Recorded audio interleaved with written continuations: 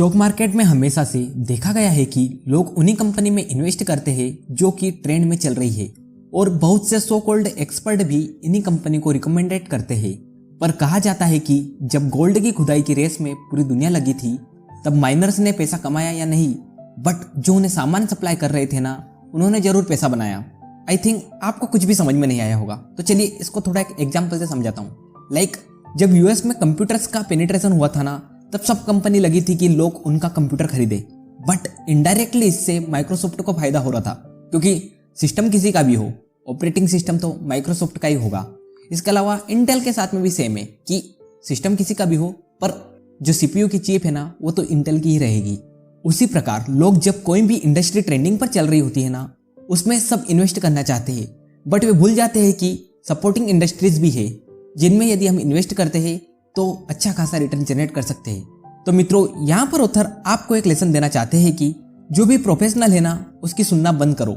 Like 5 stocks that make you wealthy, या फिर बस इन कंपनियों में इन्वेस्ट कर दीजिए और आप बन जाओगे थोड़े दिनों में बहुत ही ज्यादा अमीर।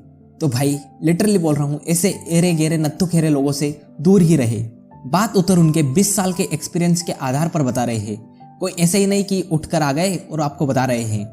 और इसके लिए भी वे 3 रीजन देते हैं। पहला है, हो सकता है सामने वाला गलत हो। सेकेंड है, क्या पता सामने वाला का मूड चेंज हो गया हो और उसने सारे के सारे स्टॉक बेच दिए हो और आपको बोल रहा हो कि आप खरीद लो। थर्ड रीजन है, हो सकता है आपके पास बेटर सोर्स हो। यदि आपको 10 बैगर यानी कि जो कंपनी आपके पैसे 10 गुना कर दे, ऐसा स्टॉक चाहिए तो सबसे अच्छा मौका है जब मार्केट वीक होना, तब उसमें इन्वेस्ट करो। लाइक एग्जांपल कोरोना, जब मार्केट बहुत ही ज्यादा टूट रहा था, उस समय एक कंपनी थी तानला, जिसके एक शेयर की प्राइस 17 रुपए के आसपास थी और उसी कंपनी की शेयर की प्राइस 2500 से भी ज्यादा हो चुकी है और अभी भी कुछ 700-800 के आसपास ट्रेड कर रहा है।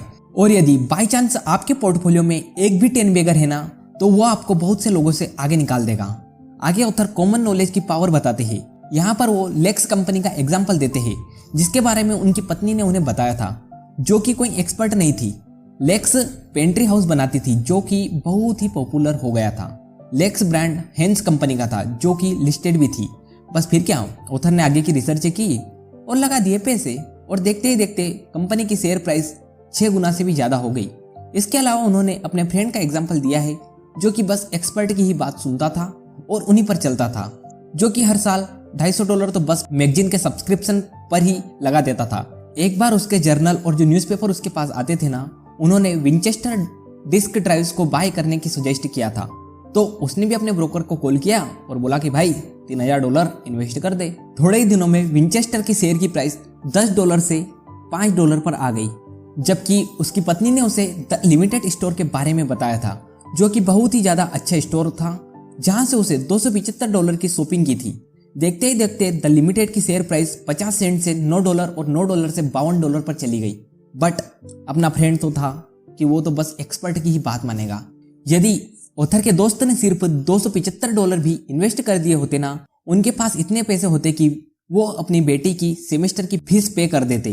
फिर 1987 में द लिमिटेड को उनकी ब्रोकरेज फर्म ने सजेस्ट किया, और अपना दोस्त तो अपना दोस्त ही था। उसने जैसे ही ब्रोकर ने सजेस्ट किया, उसने इन्वेस्ट कर दिया। और तब उसने खुश होते होते अपनी पत्नी को बताया कि याद है तुम द लिमिटेड जहां से शॉपिंग करती हो? तो उसकी पत्नी ने कहा है कि हाँ, मैं पहले करती थी, पर अब मैं वहां से शॉपिंग नहीं करती हूँ, क्योंकि उसके पास की जो सारी की सारी मर्केंडाइज है वो महंगी हो चुकी है और उसके पास कोई यूनिक चीज भी नहीं है। बाकी सभी स्टोर के पास भी सेम का सेम सामान है और वो भी सस्ते में अवेलेबल है। पर उसके दोस्त ने बोला, अरे भगवान, तुम कहाँ जानती, शॉपिंग और इन्वेस्टिंग अलग अलग चीज है, मैं इन्वेस्टिंग कर रहा हूँ। और उसने अपने पैसे लगा दिए द लिमिटेड के स्टॉक्स में, और देखते ही देखते द लिमिटेड का स्टॉक $50 से $16 पर आ गया।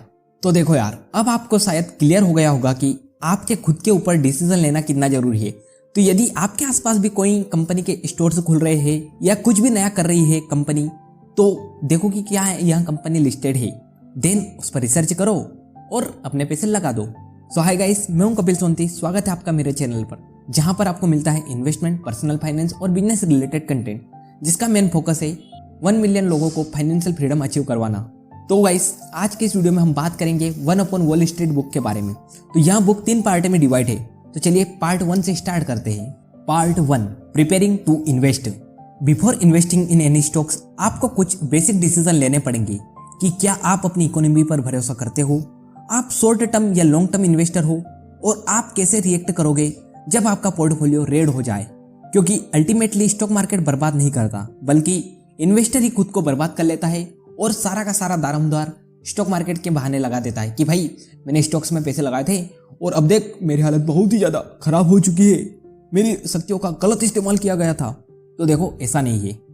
आपको एक अच्छा स्टॉक पिकर बनने के लिए जरूरी नहीं कि आप एक टेक्निकल बंदे हो, बल्कि आपको सिर्फ 5th तक का मैथ्स भी यदि याद है ना तो वो बहुत ही ज़्यादा है। क्योंकि इन्वेस्टिंग एक आर्ट है, ना कि साइंस। ऑथर उनके बारे में बताते हुए कहते हैं कि उनके घर में कोई भी इन्वेस्टर नहीं था। उनके दादाजी ने सिटी सर्विस कंपनी में इन्वेस्ट किया था क्योंकि उनको लगा कि ये एक वाटर यूटिलिटी कंपनी है। पर जब उन्हें पता लगा कि यहाँ एक ऑयल कंपनी है तो उन्होंने तुरंत अपने सारे के सारे शेयर्स बेच दिए। बाद में सिटी सर्विस कंपनी ने 50 गुना से ज़्यादा का रिटर्न दिया। उनके घर वाले भी टिपिकल फैमिलीज की तरह ही थे। ये कहते थे कि बहुत रिस्की है, सारे पैसे चले जाएंगे, तू बर्बाद हो जाएगा।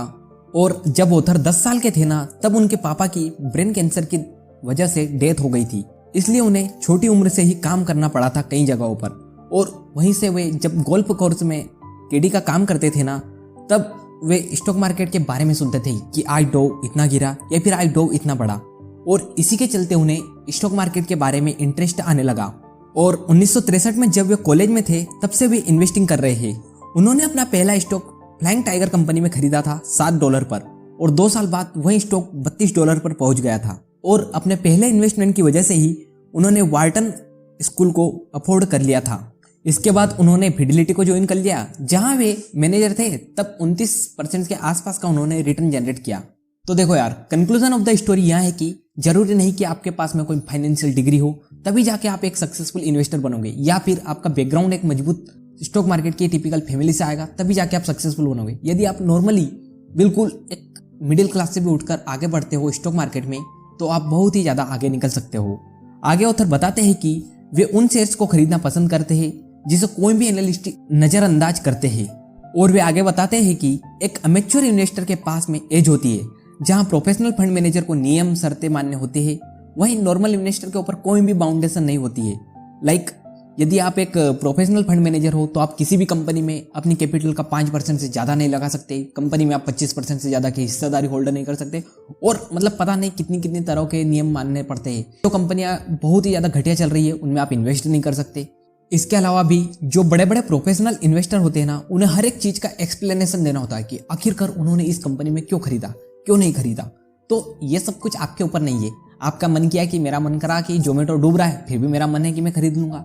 कोई मेरे को आके ये नहीं कर सकता कि भाई जोमेटो तो प्रॉफिटेबल है ही नहीं, तो क्यों तेरे पैसे लगा रहा है। इसके अलावा एक जो प्रोफेशनल फंड मैनेजर है ना, उसके पास में बहुत ही ज़्यादा फंड होता है, तो उसको फंड को अलोकेशन करने में भी बहुत ही ज़्यादा दिक्कत होती है। वहीं आपके पास में एक स्मॉल कैपिटल होती है तो आप उसको आराम से अलोकेट कर सकते हो कि आपको पूरे के पूरे पैसे लगाने हैं या फिर 25% लगाना है, 50% लगाना है। तो मेरे हिसाब से आपके पास में ज़्यादा क्लियरिटी होगी एक प्रोफेशनल फंड मैनेजर के मुकाबले। आगे ऑथर एक बहुत ही इंपॉर्टेंट क्वेश्चन का जवाब देते हैं कि क्या स्टॉक मार्केट एक जुआ है। तो उनके हिसाब से स्टॉक मार्केट एक स्टेट पोकर के गेम जैसा है, जहां पर आपको जो ओड्स है ना उन्हें अपने फेवर में करना होता है। और same like poker stock market में बहुत सारी इंफॉर्मेशन है, बस आपको पता होना चाहिए कि आपको देखना कहाँ है। जो कि आप कुछ बेसिक क्वेश्चन पूछकर जान सकते हो कि कौन सी कंपनी ग्रो करेगी, कौन सी नहीं। और यदि आप बस 10 में से 6 बार भी सही होंगे ना तो आप स्टॉक मार्केट में एक एक्स्ट्राऑर्डिनरी रिटर्न जनरेट कर सकते हो। आगे ऑथर ने कुछ मिरर टेस्ट दिए हैं कि अपने पैसे स्टॉक मार्केट से लगाने से पहले आपको ये मिरर टेस्ट जरूर पास करने चाहिए, जो कि मेरे हिसाब से थोड़े पुराने हो गए हैं, पर एक बार देख लीजिए। पहला मिरर टेस्ट है कि क्या मेरे पास घर है। देखो, घर एक अच्छा इन्वेस्टमेंट है जिसे कि आप यदि 10 से 20% भी पैसा लगाकर अपना कर सकते हो। रियल एस्टेट में इन्वेस्टमेंट करने से एक चीज बहुत ही अच्छी है कि यहाँ पर ज्यादा वॉलेटिलिटी नहीं है, प्लस साथ ही आप रेंट के रूप में एक्स्ट्रा इनकम भी अर्न कर सकते हो। देखो, ये क्लियरली ऑथर के व्यू पॉइंट है, तो मैं कुछ भी कमेंट करना नहीं चाहूंगा। सेकेंड मिरर टेस्ट है, do I need the money. For example, यदि आपको कोई पैसा 1 या फिर 2 साल के अंदर चाहिए ना, तो ऑथर स्ट्रांगली रिकमेंडेड करते हैं कि आप उस पैसे को स्टॉक में मत लगाओ, क्योंकि स्टॉक मार्केट का एक नियम है, यहाँ वही पैसा लगाओ जो कि आप अफोर्ड कर सकते हो कि यदि बर्बाद भी हो जाए ना तो मुझे कोई फर्क नहीं पड़ेगा। थर्ड मिरर टेस्ट है कि क्या मेरे पास कोई पर्सनल क्वालिटी है जो कि मुझे स्टॉक मार्केट में सक्सेसफुल बनाएगी। तो देखो आपके पास में patience, self reliance, common sense, दर्द को सहन करने की क्षमता, ओपन माइंडेड, इंडिपेंडेंट रिसर्च करने की क्षमता जैसी कुछ चीजें तो होनी चाहिए। अन्यथा बस आप ऐसे सोचोगे भाई लगा दे मेरा भाई सब संभाल लेगा, और फिर जब रेड होता है ना पोर्टफोलियो तो ऐसे ही भाई को हार्ट अटैक आ जाता है और भाई दिखता है हॉस्पिटल में। तो अपने को ऐसा नहीं बनना है। और ऑथर एक और भी सवाल का जवाब देते हैं कि क्या मेरे पास आईक्यू ज्यादा होना जरूरी है? तो देखो ऐसा नहीं है, क्योंकि सर आइजैक न्यूटन जिनके पास में बहुत ही ज्यादा आईक्यू था फिर भी वे स्टॉक मार्केट से बर्बाद हो गए थे। तो यदि आपके पास में आईक्यू कम भी है तो चलेगा। इसके अलावा जब कंप्लीट इन्फॉर्मेशन नहीं होती है ना, तब भी हमें कभी कभी डिसीजन बनाने की क्षमता रखनी चाहिए, प्लस इमोशनली इंटेलिजेंस होना भी जरूरी है। लास्टली बहुत से लोग सोचते हैं कि क्या स्टॉक मार्केट एक अच्छा मार्केट है? तो देखो जिसका जवाब यह है कि आपको स्टॉक मार्केट में इन्वेस्ट नहीं करना है, बल्कि आपको जो स्टॉक मार्केट में लिस्टेड कंपनियां है ना उनमें इन्वेस्ट करना है। और यदि आप शॉर्ट टर्म के फ्लक्चुएशन को अवॉइड कर दोगे ना, तो आप लॉन्ग टर्म में बहुत ही मोटा प्रॉफिट बनाओगे। और यदि आप स्टॉक मार्केट या फिर इकोनॉमी को प्रेडिक्ट कर रहे हो ना, तो आप बहुत ही गलत कर रहे हो। लॉन्ग टर्म में स्टॉक मार्केट के रिटर्न आप आराम से प्रेडिक्ट कर सकते हो। आपके पास वाले सुपरमार्केट में क्या बिक रहा है यह आपको पहले पता लगेगा, ना कि प्रोफेशनल्स को। और यदि आपको स्टॉक मार्केट में सक्सेसफुल होना है ना, तो आपके पास में एक एज होनी चाहिए। देखो मैं आपको थोड़ा सा एज समझा देता हूँ। लाइक एक डॉक्टर होता है ना, तो उसके पास में एज होती है कि वो फार्मा कंपनियों को अच्छे से समझ लेगा, क्योंकि उसे पता है कि अधिकतर डॉक्टर्स कौन सी कंपनी को रिकमेंडेड कर रहे हैं या फिर किस कंपनी की दवाएं या ज्यादा बिक रही है। और वहीं यदि मान लो कोई बैंकर है तो वो बता देगा कि ये बैंक अच्छा कर रही है, ये खराब कर रही है। और कोई अगर एफएमसीजी कंपनी से कनेक्टेड होगा तो वो बता देगा कि ये एफएमसीजी कंपनी अच्छा कर रही है, ये खराब कर रही है। तो यदि आपके पास में भी किसी चीज के बारे में एज है ना, तो वो आपको स्टॉक मार्केट में सक्सेसफुल होने में बहुत ही ज्यादा मदद करेगी। लाइक वारेन बफेट के पास में भी एज थी कि वे बैंक और इंश्योरेंस कंपनियों को अच्छे से एनालिसिस कर सकते थे। तो यदि आप उनके पुराने रिटर्न्स देखोगे ना, तो वो अधिकतर बैंकिंग और इंश्योरेंस वाली कंपनियों में ही थे। और लास्टली स्टॉक मार्केट में एक बात याद रखना कि एक चिड़िया हाथ में होना वर्थ है 10 के डाल पर बैठे होने से। तो गाइस ये इस बुक का पहला पार्ट था। यदि आपको ये पार्ट पसंद आया तो वीडियो को लाइक करना, चैनल को सब्सक्राइब करना और साथ ही आप एक प्यारी कमेंट कर सकते हो। और नेक्स्ट पार्ट इस बुक का बहुत ही जल्दी आने वाला है। सेकेंड पार्ट में मैं पूरी की पूरी बुक को कंप्लीट कर दूंगा, तो स्टे ट्यून्ड फॉर दैट।